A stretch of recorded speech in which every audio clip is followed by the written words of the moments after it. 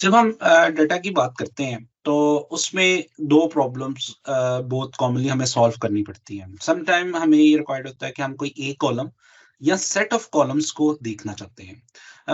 Like हमारे पास अभी product ID है, प्रोडक्ट नेम है, डिस्क्रिप्शन है, रेटिंग है और प्राइस है प्रोडक्ट के इन्फॉर्मेशन में।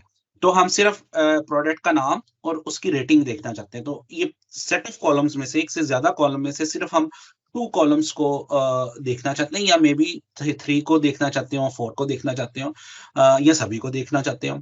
तो जब हम किसी सेट ऑफ कॉलम में से कुछ स्पेसिफिक कॉलम या कॉलम्स को देखना चाहते हो तो ये प्रॉब्लम एक्चुअली प्रोजेक्शन की प्रॉब्लम कहलाती है। इसको टेक्निकली हम बोलते हैं ये हम डेटा को प्रोजेक्ट कर रहे हैं या प्रोजेक्शन में कौन-कौन से कॉलम्स को हम सिलेक्ट कर रहे हैं। सिमिलरली सम टाइम हमें स्पेसिफिक रिकॉर्ड्स को देखना होता है। मे बी मैं ये चाहता हूँ कि जो प्राइस वो तमाम प्रोडक्ट देख लूँ जिनकी प्राइस लेस देन 500 है या जिनकी प्राइस लेस देन 1000 है या जिनकी रेटिंग 3.5 से अबव है, उन उन प्रोडक्ट्स को हम डिस्प्ले करना चाहते हैं। तो ये प्रॉब्लम जो है वो सिलेक्शन की प्रॉब्लम कहलाती है। तो यूजुअली अगर आप देखें आप डिफरेंट सॉफ्टवेयर जब इस्तेमाल करते हैं, जिस तरह आप ईमेल्स यूज़ करते हैं इंटरनेट पे टास्क मैनेजमेंट का कोई टूल यूज़ करते हैं या बाकी डिफरेंट बिजनेस एप्लीकेशन यूज करते हैं तो उसमें मोस्टली ये 2 प्रॉब्लम्स इन्वॉल्व होती हैं। हमें प्रोजेक्शन भी वेबसाइट्स कर रही हैं और ये होती हैं और वेबसाइट कोरिस्पॉन्डिंग सिलेक्शन वाला काम भी कर रही होती हैं। तो अब हम इन वीडियोस का और आने वाली 1-2 वीडियोस का पर्पस ये होगा कि हम देखें कि हम प्रोजेक्शन कैसे कर सकते हैं और हम सिलेक्शन कैसे कर सकते हैं। एक क्विक ओवरव्यू इस तरह हम देख सकते हैं कि जो हम जिस तरह इंपोर्ट हमने पांडास किया उसके बाद हमने फाइल को रीड किया डाटा में डीएफ के अंदर या जो भी वेरिएबल का नाम है उसके अंदर ये डाटा आ गया।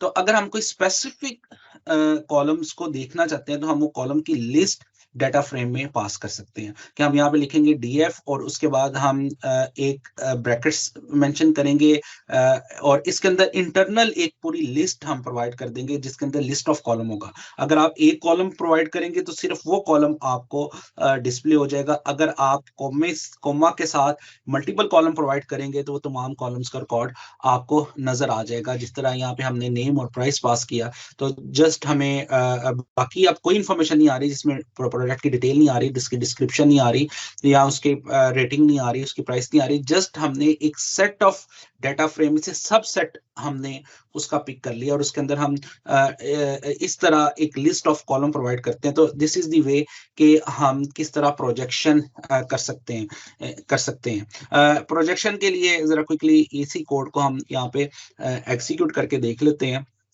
ताकि इसके अंदर क्लैरिटी आ जाए। अभी जो हमने डाटा रीड किया है वो सब का सब आ गया है डाटा में और अब हम यहाँ पे सिर्फ स्पेसिफिक डाटा को पिक करते हैं और इसके अंदर जो है वो हम नेम और कॉमा प्राइस मेंशन करते हैं कि ये 2 कॉलम्स हमें चाहिए। तो ये आपको इवेंचुअली ये क्या करेगा जब आप इस तरह इसको इस्तेमाल करते हैं तो ये आपको उस सारे डाटा में से सिर्फ नेम और प्राइस वाला डाटा अलग से उठा कर के डाटा फ्रेम ही रिटर्न कर देता है। तो आपको बाद इस ये आप समझेंगे ये कंप्लीट डाटा है और इसमें से सिर्फ नेम और प्राइस वाला डाटा डीएफ के अंदर है। तो अब आप इस डीएफ को प्रिंट कर ले तो आपको अभी हमने रोज के ऊपर कोई कंडीशन नहीं लगाई। हमने सिर्फ लगाया है कि ये स्पेसिफिक मुझे कॉलम्स जो है वो शो किए जाएँ सभी रोज के। तो ये अब सभी रोज को प्रिंट कर देगा और सिर्फ ये 2 कॉलम्स उसमें होंगे। लेकिन अगर आप डाटा को प्रिंट करेंगे तो उसके अंदर तमाम कॉलम्स तमाम एट्रीब्यूट्स के साथ वो डाटा आपको डिस्प्ले होगा। तो अब देखें कि इसमें इसने सिर्फ नेम और प्राइसेस की हैं और ये कंप्लीट इटसेल्फ डाटा फ्रेम है। इसके ऊपर आप डाटा फ्रेम्स के तमाम फंक्शंस लगा सकते हैं जिस तरह df.loc आप करें तो आपको वो 4 नंबर प्रोडक्ट देख सकते हैं, 3 नंबर देख सकते हैं, जो भी उसका आप इंडेक्स पास करेंगे वो स्पेसिफिक प्रोडक्ट का जो है वो रिकॉर्ड आपको डिस्प्ले होगा। लाइक इधर मैं 4 करता हूँ तो इधर ये वाली प्रोडक्ट की इंफॉर्मेशन हमें शो हो जानी चाहिए और इसमें इस केस में सिर्फ अभी हमें 2 वैल्यूज मिलेंगी क्योंकि नेम और प्राइस क्योंकि इस डाटा फ्रेम के अंदर हमने प्रोजेक्शन लगा के उसको लिमिट कर दिया इन 2 कॉलम्स तक। अब नेक्स्ट वीडियो में हम देखते हैं कि हमने रोज के ऊपर किस तरह चेक लगाना है यानी कि हमने सिलेक्शन वाला काम किस तरह करना है।